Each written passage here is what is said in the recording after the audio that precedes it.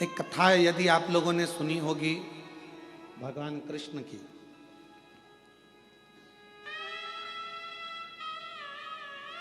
एक बार श्री गरुण जी महाराज भगवान कृष्ण से प्रश्न करें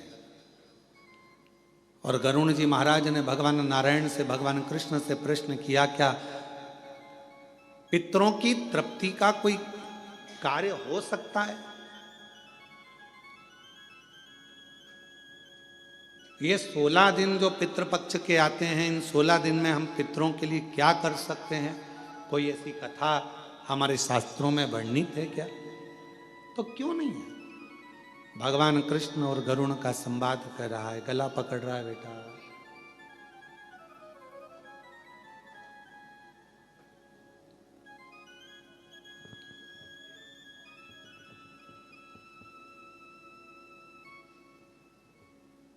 भगवान कृष्ण और गरुण का संवाद कहता है, भगवान कृष्ण और गरुण का संवाद वर्णन कर रहा है, कह रहा है क्या ऐसा कोई चरित्र हमारे जीवन में होता है? भगवान मालिक है उनका, श्री शिवाय नमस्तुभ्यम। क्या कोई चरित्र ऐसा है जो हमारे जीवन को श्रेष्ठतम दे, आनंद दे?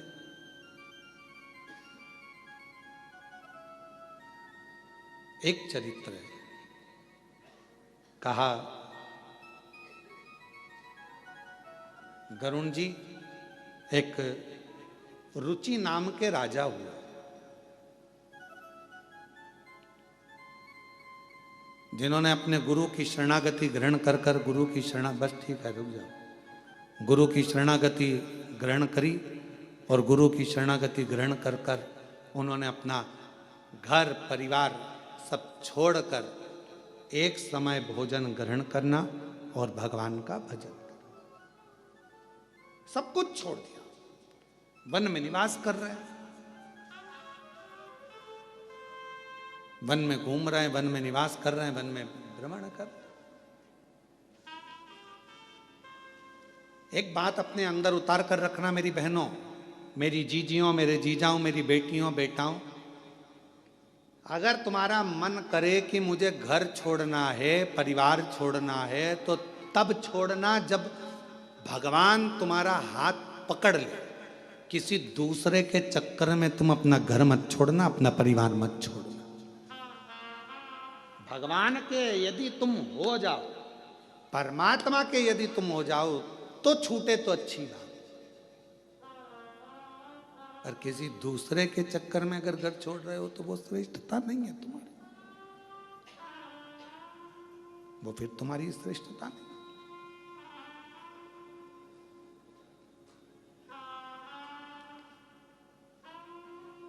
कथा कह रही है, भगवान का चरित्र कह रहा।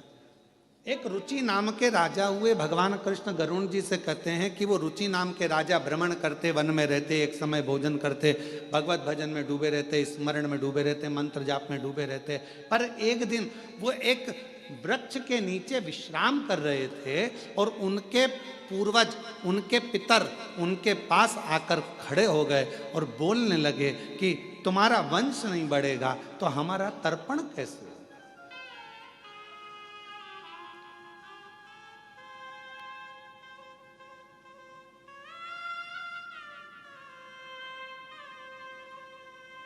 तर्पण मालूम है ना सबको, जल देना। हमारा तर्पण कैसे होगा?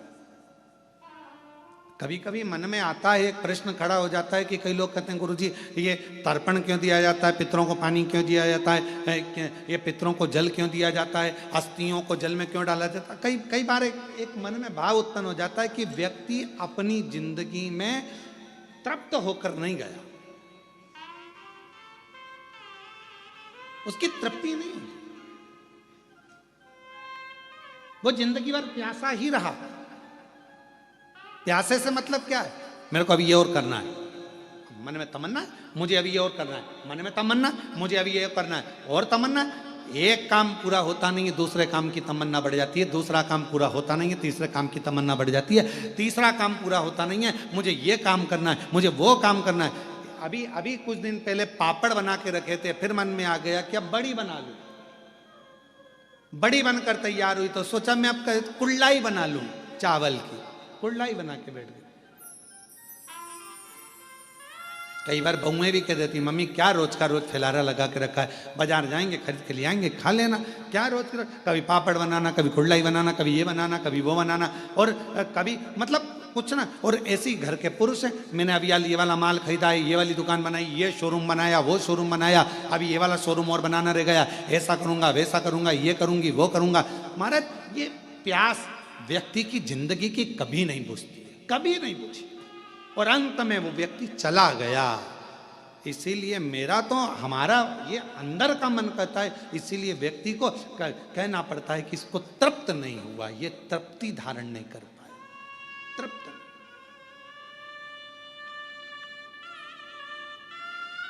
वस्तुओं से तृप्ति रखो, घर के सामानों से तृप्ति रखो, पर परमात्मा की कथा से कभी तृप्त मत हो। परमात्मा की कथा में तो और प्यास बढ़ना चाहिए, और मिले और मिले और मिले और मिले, और प्रारंभ हो और सुनने को मिले। ये प्यास परमात्मा क्यों? क्योंकि अगर परमात्मा के भजन की, परमात्मा की कथा की, शिव नाम की, मंदिर जाने की, दर्शन करने की, कुबेरेश्वर धाम जाने की जब प्यास अंदर बढ़ेगी तो ये याद रखना, ये परमात्मा को मिलन की जो प्यास बढ़ती है वो परमात्मा को हमारे करीब में लेकर आ जाती है। और एक दिन मेरा काल अधिपति महाकाल तुम्हारा हो जाता है और तुम काल अधिपति महाकाल की बेटी हो जाती है। ये अगर प्यास बढ़ रही है तो ये परमात्मा से मिलन की। राजा रुचि, हमारे को तृप्ति नहीं मिली, तुम्हारा वंश नहीं बढ़ रहा है, तुम्हारा वंश बढ़ना चाहिए। राजा रुचि तुम्हें विवाह करना पड़ेगा। राजा रुचि ने कहा मैंने सन्यास व्रत धारण कर लिया है, मैं वानप्रस्थी हो गया हूं, मैंने घर छोड़ दिया है, परिवार छोड़ दिया है, सबसे बड़ा है वानप्रस्थी, मैं नहीं करूंगा विवाह। पितरों ने समझाया, पितरों ने कहा तुम्हें विवाह करना पड़ेगा, समझा। तब राजा रुचि ने मन में विचार करा, यदि पितर बोल रहे हैं और ये भटक रहे हैं तो मुझे विवाह करना जरूरी है। वचन दो तुम विवाह करोगे। राजा रुचि ने वचन दे दिया, मैं तुम्हारी तृप्ति के लिए, पितरों के मोक्ष के लिए मैं विवाह करूंगा। अब विचार करा कि विवाह करूंगा पर मैं तो हो गया बूढ़ा, कन्या कहां मिलेगी मुझको मेरी उम्र की। पितर चले गए, पितर गए और ये भटक रहा है विवाह के लिए, यहाँ वहाँ सब दूर गया, कहीं लड़की नहीं मिली, कन्या नहीं मिली। आखिरी में ये तप करने के लिए बैठ गया, ब्रह्मा और भगवान विष्णु का तप करने लगा।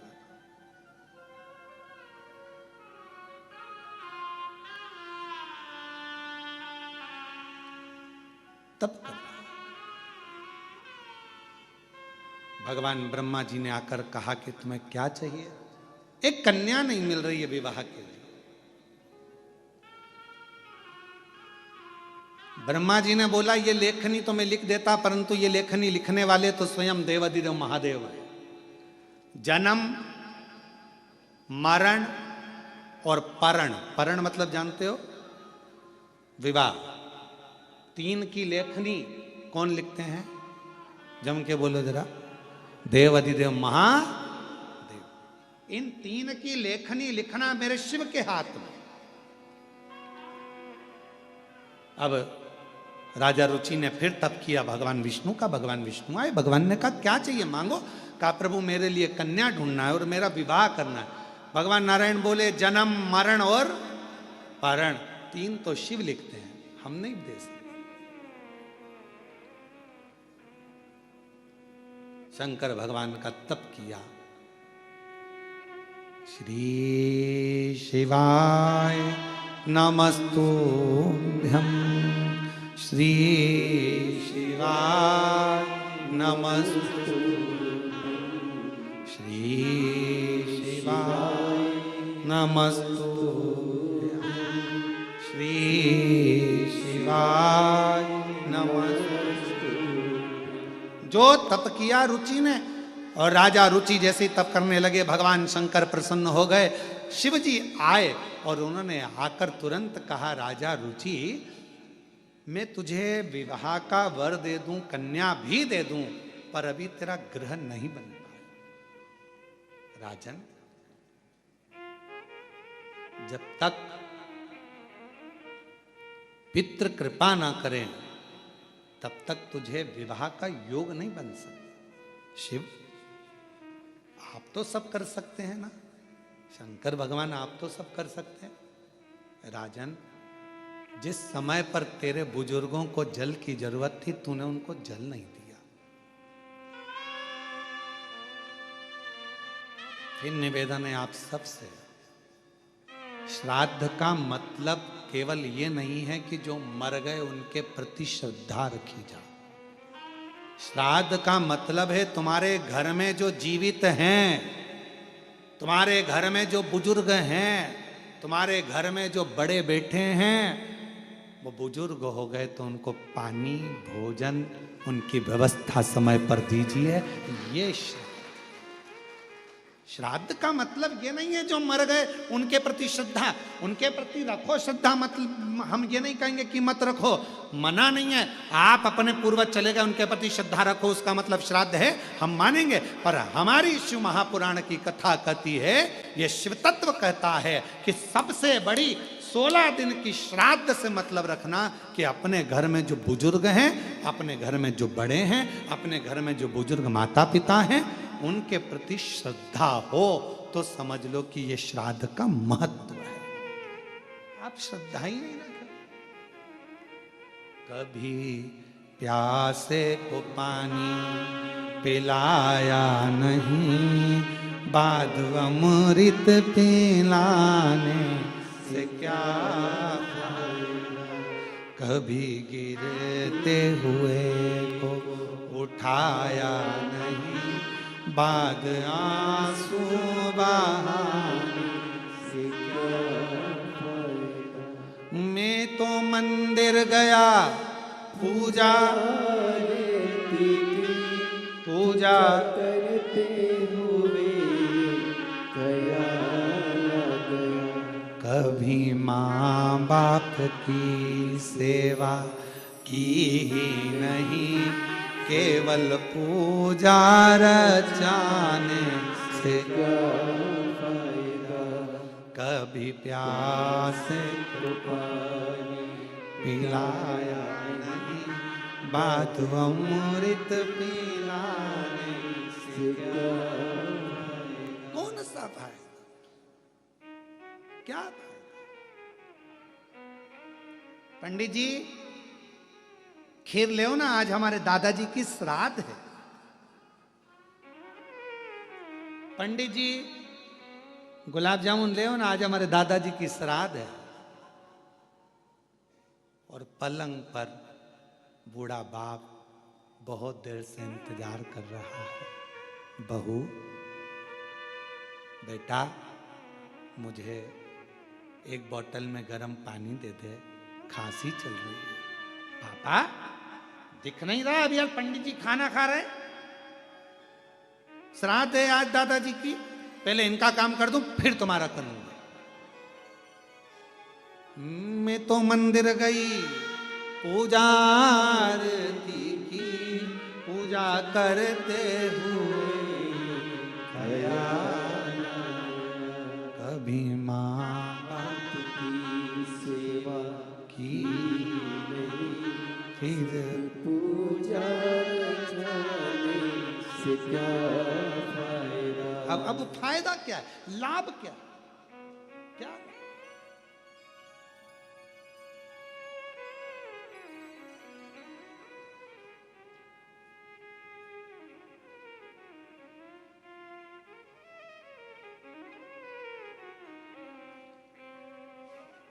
एक छोटी सी बात है, परंतु हो सकता है कि आप लोगों को बुरे भी लग जाए। हमारी बहुत पहले की बात है, बहुत पहले, लगभग 18 से 19 साल हो गए होंगे उस बात को। श्राद्ध पक्ष चल रहा था, और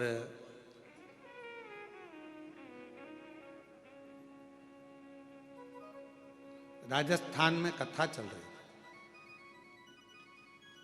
जिन जजमान के यहाँ कथा थी उन्होंने उनके एक कोई लड़की थी और वो कुंवारी अवस्था में वो बिटिया लगभग 12th में थी और वो चली गई थी। उसके निमित्त का उस दिन उसका श्राद्ध था।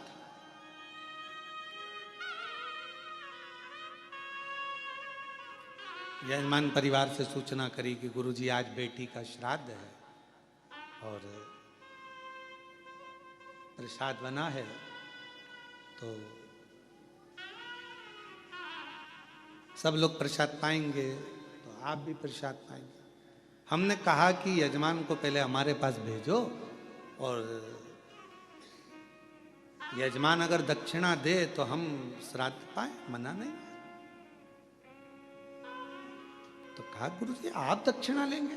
हमने कहा, तो कहा ठीक है। यजमान आए, राधा रमन जी।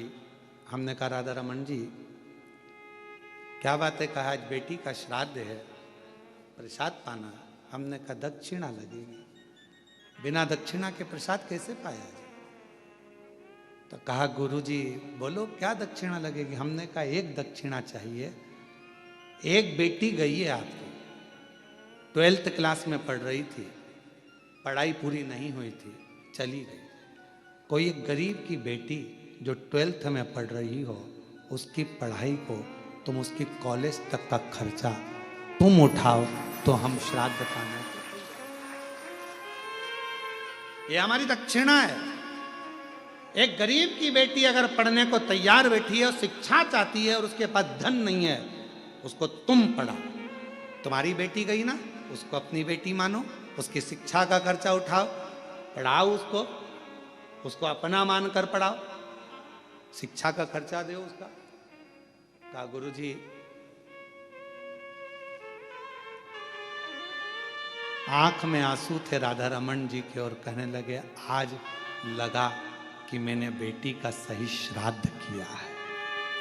आज लगा मैंने बेटी का सही श्राद्ध किया। मेरी बेटी गई, मैंने दूसरे की बेटी को पढ़ाऊंगा, उसका कॉलेज तक विद्या अध्ययन कराऊंगा, और अगर मुझे भगवान ने उस लायक बनाया तो एक दिन उस बेटी का कन्यादान भी मैं अपने हाथों से कर दूंगा।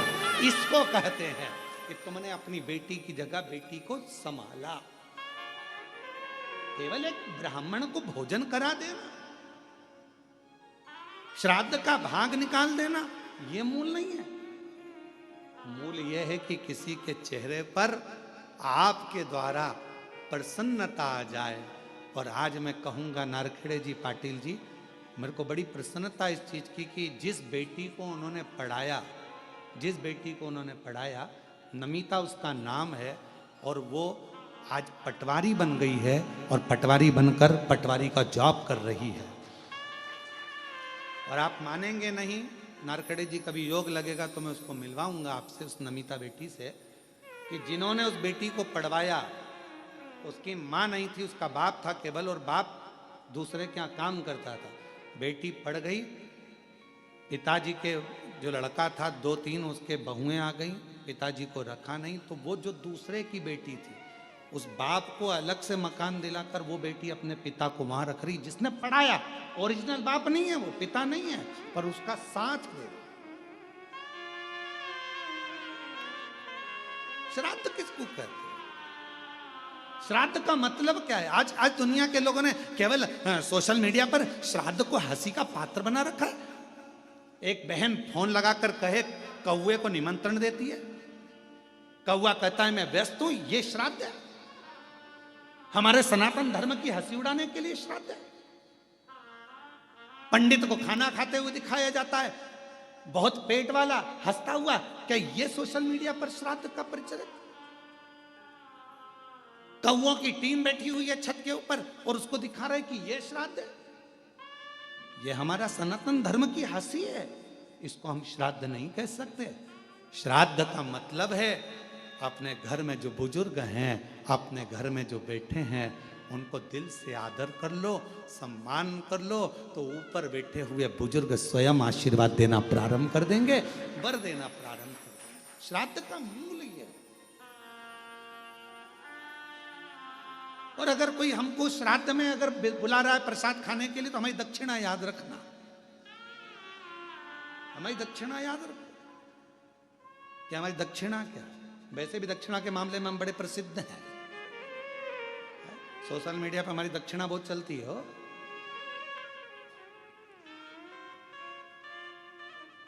पर हमारी दक्षिणा याद रखना कि हमें अगर श्राद्ध पक्ष में प्रसाद पवाना है, जिसको बुलाना है हम आने को तैयार है, पर शर्त यह है कि अगर बुजुर्ग के श्राद्ध में बुलाओगे तो एक बुजुर्ग को तुम्हें उसके मरते दम तक संभालना पड़ेगा।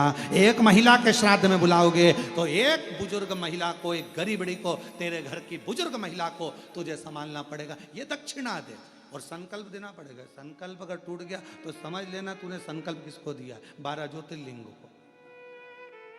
शिवर वाला महाराज केवल शंकर को भजता है, शिव का स्मरण करता है। इसलिए बड़ा सोचिए, केवल जो मर गए चले गए उनके प्रति श्रद्धा श्राद्ध नहीं है। श्रद्धा वो, श्राद्ध वो जो तुम्हारे घर में बैठे हैं, घर में रह रहे हैं, बुजुर्ग हैं, माता पिता हैं, चाहे अपने पति के माता पिता हों, चाहे पत्नी के माता पिता हों, जो हों उनका आदर होना चाहिए। क्योंकि श्राद्ध पक्ष में आप लोग कभी गया जी गए हो या पिंडदान करा हो तो उसमें 2 चीजें लगती है, एक पिता का पक्ष, एक माँ का पक्ष। इसलिए दोनों देखे जाते हैं। तुम्हारी पत्नी है तो उसका भी पक्ष देखा जाएगा, तुम्हारा पति है तो उसका भी पक्ष देखा है। दोनों के माता पिता का आदर करिए, दोनों के माता पिता का सम्मान करिए, दोनों के आदर पूर्णता का भाव रखिए, आपको सुख मिलेगा, आनंद मिलेगा, पूर्णता का।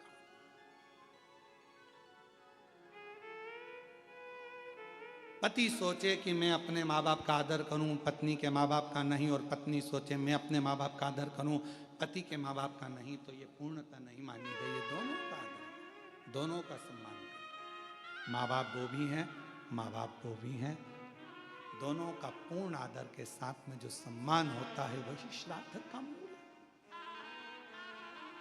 हम भटक रहे हैं। आज के जमाने में हमने श्राद्ध को केवल हंसी का पात्र का केंद्र बना दिया। ये 16 दिनों को श्रद्धा के मूल को समझो। मैं मंदिर गई पूजा करते हुए गया, कभी माँ बाप की सेवा की नहीं, फिर पूजा रचाने से क्या फायदा, कभी प्यासे को पानी पिलाया नहीं, बात आंसू बहाने से क्या। ये आपके भीतर एक भाव उत्पन्न करो। श्राद्ध पक्ष की कथा सुन रहे हो, जितने आस्था चैनल पर कथा सुन रहे हैं, जितने फेसबुक यूट्यूब पर कथा सुन रहे हैं, बोल देना कि सियोर वाले महाराज को अगर श्राद्ध में बुलाना है प्रसाद पवाने के लिए तो दक्षिणा तैयार है, और वो दक्षिणा एक ही होगी, आपके घर के बुजुर्गों का आदर, आपके घर के बड़ों का सम्मान, श्रद्धा, उनके प्रति रुचि, ये हमको चाहिए। ये हमारी दक्षिणा है,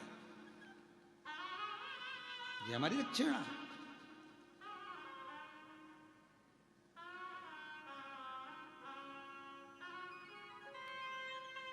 शिव तत्व को जानो। रुचि, शिव जी ने कहा रुचि तुमको क्या चाहिए? रुचि कहता है बाबा मेरा ब्याह करना है, शादी करना है। मैंने सुना है कि जन्म मरण प्रण 3 आपके पास में, आप विवाह कर सकते हैं। शिव जी ने कहा पर तुम्हारे पितृ तृप्त नहीं है। जब तुम्हें अपने पूर्वजों को पानी देना था, पिलाना था, तब तुम घर छोड़ गए। माता पिता तुम्हें ढूंढते रहे।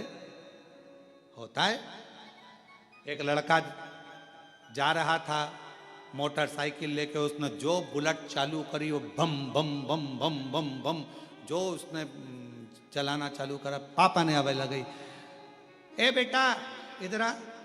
दौड़ के आया बेटा, ए बेटा रवि जा तो मुझे थोड़ा सा पानी ला दे बेटा, एक गिलास भर के, जा जल्दी से उड़कर। लड़का दौड़कर अंदर गया, अपनी मम्मी से कहा मम्मी मैं काम से जा रहा था और पापा ने मेरे से पानी लाने का कह दिया, पापा को एक गिलास पानी दे देना। और बेटा दौड़कर बुलेट चालू करी, भम भम भम भम चालू करके भट भट भट भट भट भट भट भट। माँ आई, एक गिलास पानी लेके दिया। पति ने पूछा क्यों तुम पानी लेके आई? मैंने पानी तो तुम्हारे बेटे से मंगा था, तो वो इतनी जल्दीबाजी में कहाँ गया? इतने में माँ ने सिर पे पल्लू लेकर बोला, रेलवे स्टेशन पे प्याऊ लगाई है बेटे ने, पानी पिलाने गया है। बाप ने माथा टोका, स्टेशन पे पानी पिला रहा, बाप यहां मंग रहा तो चिल्ला रहा स्टेशन पर। ऐसे ढेर सारे, क्या मतलब? चले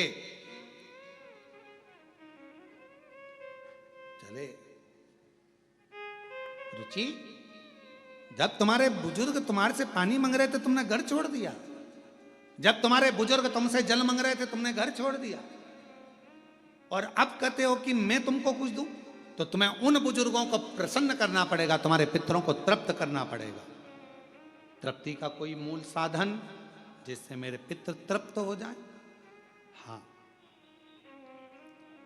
यदि श्राद्ध पक्ष के अंदर प्रदोष तिथि पड़े और श्राद्ध की प्रदोष के दिन यदि शाम के समय पर प्रदोष काल में एक 4 बत्ती का गाय के घृत का दीप लगाया जाए और 4 पितरों का स्मरण किया जाए,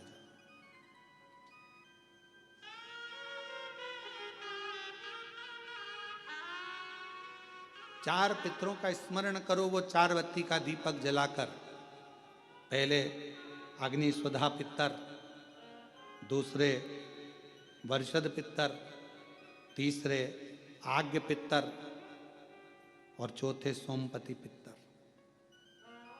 इन 4 पितरों को नमन करो, प्रणाम करो, और वो 4 बत्ती का दीपक या तो पीपल के वृक्ष के नीचे या मेरे शिवालय में जो प्रदोष के दिन अंकित कर देता है, जला देता है, प्रकट कर देता है। जो मन से मांगता है पितृ और शिव उसके भंडार कभी खाली नहीं करता, उसकी झोली भरा आ जाती है, भरा। कौन से दिन?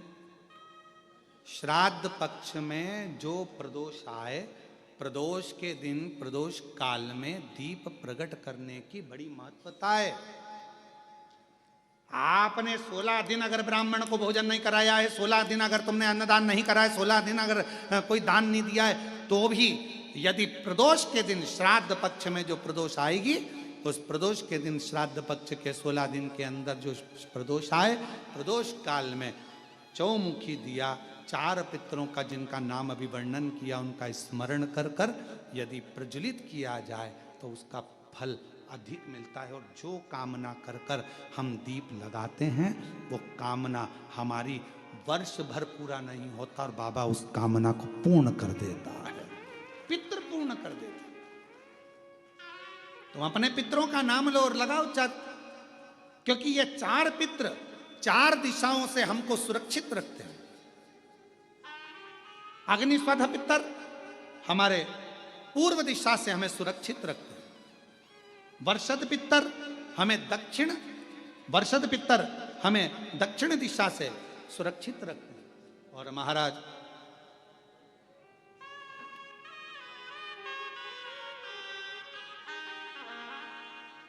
आग्नेय पितर ये हमें पश्चिम दिशा से सुरक्षित रखते हैं। और सोमपति पितर ये हमें उत्तर दिशा से सुरक्षित रखते हैं।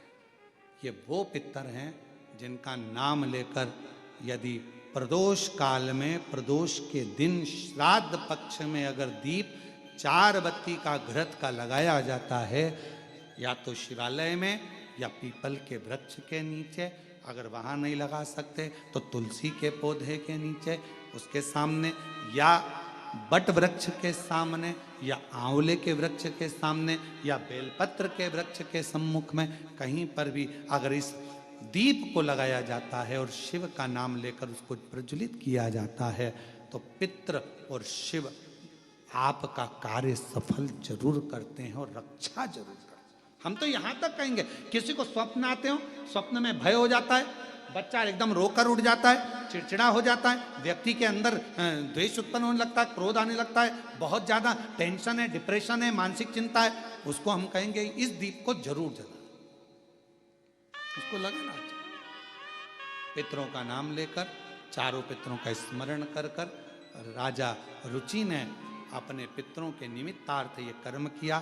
तभी इस कर्म को जैसे ही करा था, करते ही राजा रुचि को जो चाहिए था वो मिलने लगा। सामने से एक नदी के सम्मुख से एक स्त्री, सामने से एक सुंदर अप्सरा ब्रह्मलोचना निकल कर बाहर आई, और जैसे ही आई पूछा राजा रुचि ने, तुम कौन हो? कहा, मैं अप्सरा हूं ब्रह्मलोचना। आपने पितरों को तृप्त करा है दीप लगाकर, क्या चाहिए तुम्हें? मेरा विवाह नहीं हो रहा, कोई कन्या चाहिए। राजा वरुण की पुत्र की पुत्री मालती, जो तुम्हें इसी स्थान पर, जहां तुमने शिव की आराधना करी है, शंकर की आराधना करी है, जहां तुमने पार्थिव बनाकर पूजन करा, इसी भूमि पर वो मालती का दर्शन होगा, उस मालती से तुम्हारा विवाह होगा और तुम्हारे घर में पुत्र रत्न की प्राप्ति होगी, तुम्हारा वंश बढ़ेगा और तुम्हारे पितृ हमेशा तुम्हें वर प्रदान करेंगे। बस वो मालती का प्राकट्य होता है और वरुण के पुत्र की पुत्री मालती का सम्मुख में आना, रुचि के साथ विवाह और दोनों का निवास करना।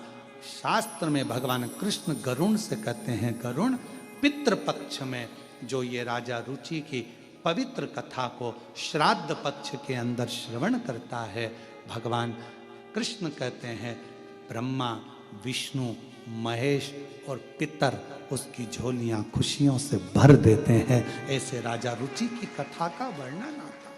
ये राजा रुचि की कथा है। राजा रुचि, पितृ केवल, कई लोग कहते पितृ का दोष लग गया, ना भाई, लोग केवल वर्णन करते हैं। कई लोग कह देते हैं कि शंकर भगवान को नहीं भजोगे, शिव जी को जल नहीं चढ़ाओगे, एक दिन जल चढ़ाओगे एक दिन नहीं चढ़ाओगे, शिव जी का शिवलिंग अगर घर में है पूजन नहीं करोगे तो दोष लग जाएगा, शंकर भगवान का दोष लग जाएगा। शिव कभी भी बद्दुआ नहीं देते। जैसे एक बाप, एक पिता अपने बेटा बेटी को कभी बद्दुआ नहीं देते। अगर चिल्लाकर बोल भी देंगे अपनी बेटी को, अपने बेटे को, तो बाद में उसको वर ही देंगे, है तो बेटी ही ना, है तो बेटा ही ना। मेरा शंकर भगवान कभी बद्दुआ नहीं देता, मेरा शिव कभी बद्दुआ नहीं देता, मेरा वो घड़दानी कभी अपशब्द नहीं कहता, वो तो वर देता। और महादेव नमन चरणों में, महादेव नमन, सब बोलिए सब, महादेव नमन चरणों में स्वीकार कीजिए, सबका किया है मेरा उद्धार कीजिए, उद्धार कीजिए। है त्रिपुंडधारी, है त्रिशूलधारी, है त्रिपुंडधारी, है त्रिशूलधारी। चरणों में तेरे बाबा जी पावन है चारों धाम, चरणों में तेरे बाबा जी पावन है चारों धाम। तेरी देव करते वंदना, पूजे हैं सीताराम, तेरी देव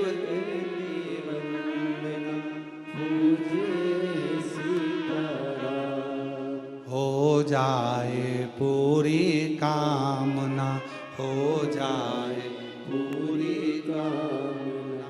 वरदान दीजिए सबका किया है मेरा भी उद्धार कीजिए, उद्धार कीजिए। है त्रिपुंडधारी, है त्रिशूलधारी, है त्रिपुंडधारी, है त्रिशूलधारी। महादेव नमन चरणों में स्वीकार कीजिए, सबका किया है मेरा भी उद्धार कीजिए, उद्धार कीजिए। है त्रिपुंडधारी, है त्रिशूलधारी। बाबा इतनी करुणा करिए, इतनी दया करिए, दया। कोई कहे तुमसे कि तुम्हारे यहाँ पितृ दोष लगा है, कोई कहे तुमसे तुम्हारे यहाँ काल सर्प दोष लगा है, कोई कहे तुमसे तुम्हारे यहाँ वास्तु दोष लगा है, कोई कहे तुमसे तुम्हारे कुल देवी देवता का दोष लगा है।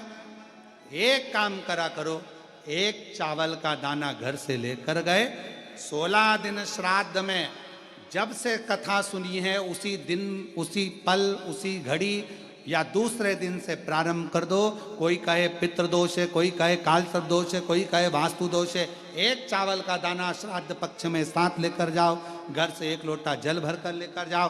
पहले चावल का दाना शिव जी को समर्पित कर दो, उसके बाद एक लोटा जल धीरे धीरे बाबा का मंत्र उच्चारण करते हुए पंचाक्षर, षडाक्षर या श्री शिवाय नमस्तुभ्यम बोलते हुए और अपना गोत्र बोलकर, नाम बोलकर जल समर्पित करना प्रारंभ करो। धीरे धीरे आपको खुद लगेगा कि मेरे घर का सारा दोष समाप्त हो गया है, सारा दोष, सारा दोष समाप्त। पितृपक्ष में जितना शिव की आराधना कर सकते हो, नवरात्रि में जितनी शंकर की आराधना कर सकते हो उतनी करो। शंकर की आराधना करने से नवरात्रि में शक्ति का बल बढ़ता।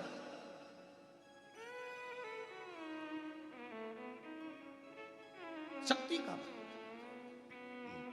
क्यों गुरुजी नवरात्रि में शंकर जी की आराधना क्यों करना चाहिए? हमने कहा अगर माता रानी से जो मांगना है तुम्हें, अगर तुमने नवरात्रि में शिव जी की आराधना करिए, शंकर की कथा सुनिए, शंकर की आराधना करिए, शिव स्तुति करिए, शंकर को एक लोटा जल चढ़ाया, मां आद्य शक्ति तुम्हारे पर कृपा करेगी। क्यों? क्योंकि जिस स्थान पर शिवलिंग रखा होता है और जो हस्त कमल है वो माँ पार्वती, जगत जननी दुर्गा भवानी है। जब हम जल चढ़ाते हैं माँ आद्य शक्ति अम्बा जगदम्बा 64 योगिनियों पर वो जल चढ़ जाता है और जगत जननी नवरात्र में प्रसन्न हो जाती है। वो जल की इतनी महत्वता है। आद्य शक्ति को प्रसन्न करना है, नवरात्र में शिव जी को जल चढ़ाओ।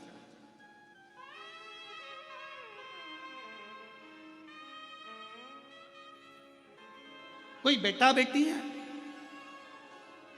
कोई एग्जाम दे रहे हैं, कंपटीशन एग्जाम में बैठ रहे हैं, सर्विस के लिए जा रहे हैं, नौकरी के लिए जा रहे हैं, नौकरी नहीं लग रही है, हम कहेंगे लाल पुष्प की पत्तियों को प्रत्येक किसी भी नवरात्रि के अंदर, नवरात्रि के अंतर्गत 9 दिन का तुम नियम बना लो। जैसे कई माताओं का नियम रहता है, मेरा व्रत है, मैं दूध पर, एक गिलास दूध पर व्रत करूंगी, मैं नंगे पैर चलूंगी, मैं ये व्रत करूंगी, मैं वो व्रत करूंगी। मैं बेटा बेटियों से कहूंगा, नवयुवक बच्चों से कहूंगा, अगर आप कंपटीशन एग्जाम में बैठ रहे हो, अपनी पूरी मेहनत करो, पूरा परिश्रम करो, रात दिन एक करो और लगे रहो।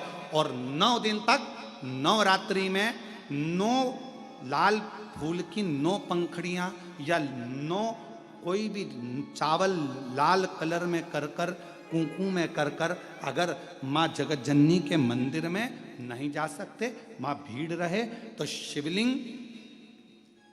शिवलिंग की जो जलाधारी है, जहाँ पानी गोल घूमता है, इस जलाधारी पर कहीं पर भी नवरात्रे में 9 दिन तक या तो लाल फूल की पंखड़ी 9 या 9 चावल के दाने लाल कलर कर कुंकू में, लाल चंदन में उस स्थान पर चढ़ाना प्रारंभ करो। 9 दिन के बाद तुम्हें 15 दिन और निकलेंगे, उसके बाद तुम्हें खुद लगेगा कि तुम्हारी जॉब, तुम्हारी नौकरी तुम्हारा बाबा ने लगाया है। शक्ति का बल, परिश्रम जरूर करना, मेहनत जरूर करना, रात दिन पढ़ाई एक साथ करना और अपने परिश्रम को नहीं छोड़ना। मेहनत जरूर करो पर साथ में ये प्रयोग भी करो नवरात्रि का। देखो शिव और शक्ति का बल तुम्हें प्रसन्नता देता है कि नहीं देता। शिव शक्ति का बल हमें प्रसन्नता देता है कि नहीं देता।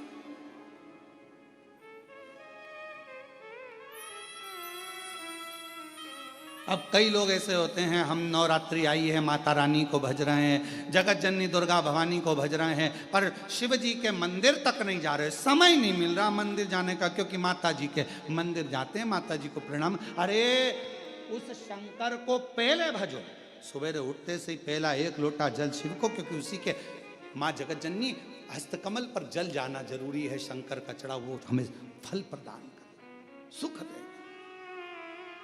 आनंद का।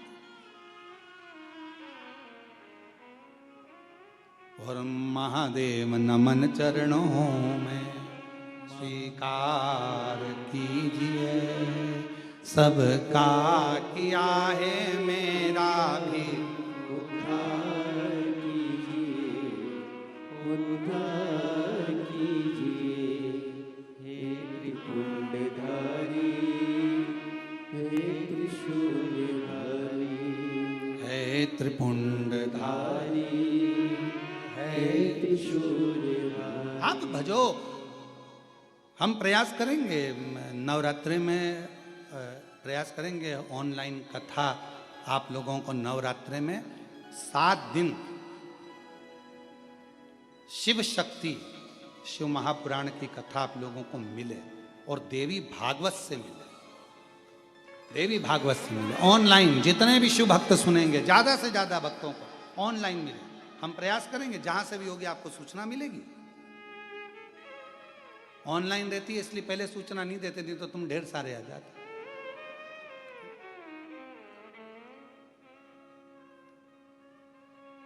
जहां से भी होगी नवरात्रि में, माँ जहां पर कृपा कर देगी और जहां मेरे शिव जी की कृपा हो जाएगी, तो नवरात्रि के 7 दिन जहां से भी सुनने को मिल जाएगी, सुनेंगे, आनंद लेंगे।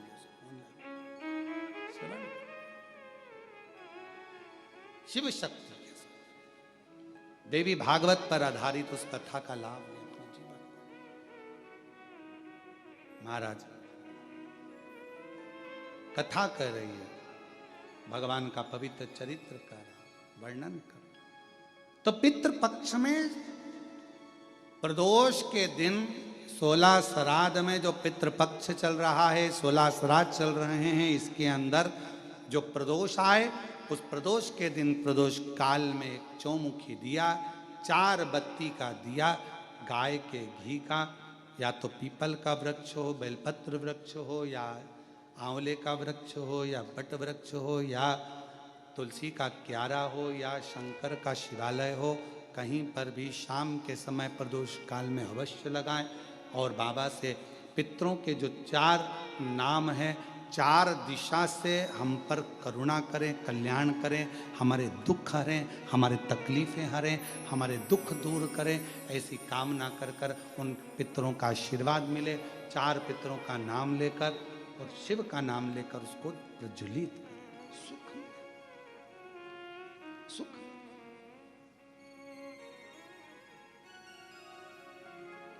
आनंद की अनुभूति। शिव तत्व की प्राप्ति का केंद्र बिंदु है।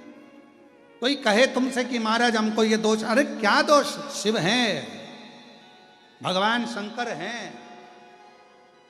और जिसके सिर ऊपर तेरा हाथ प्रभु, सो दुख काहे का होवे प्रभु, तो दुख काहे का होवे प्रभु। जिसके सिर ऊपर तेरा हाथ प्रभु, तो दुख काहे का होवे प्रभु, तो दुख काहे का होवे। जिसके सिर पर भगवान शंकर का हस्त कमल हो, गुरु का हस्त कमल हो और भगवान शंकर पे चढ़े हुए जल का प्रोक्षण हमारे मस्तक पर यदि हो जाता है तो शिव का हस्त कमल हमारे सिर पर रहता है तो दुख कैसा, तकलीफ कैसा।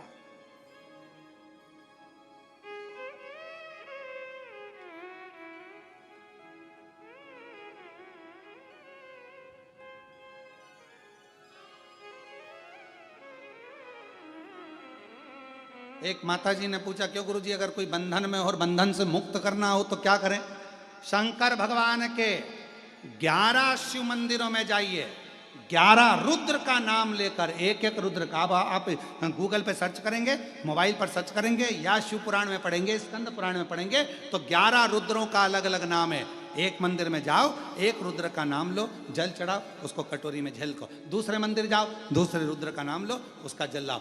11 रुद्र का जल एकत्रित कर कर जो बंधन में है उसको आचमन कराओ। अगर पानी नहीं दे सकते तो भोजन में मिलाकर, कोई भी चीज में मिलाकर उसको दो, रुमाल गीला कर दो, कैसे भी देकर उसके अगर वो जल का प्रोक्षण मुंह के अंदर उसके शरीर पर पड़ेगा वो बंधन से भी मुक्त हो जाता है। 11 रुद्र कृपा करना प्रारंभ, शिव तत्व की प्रार्थना,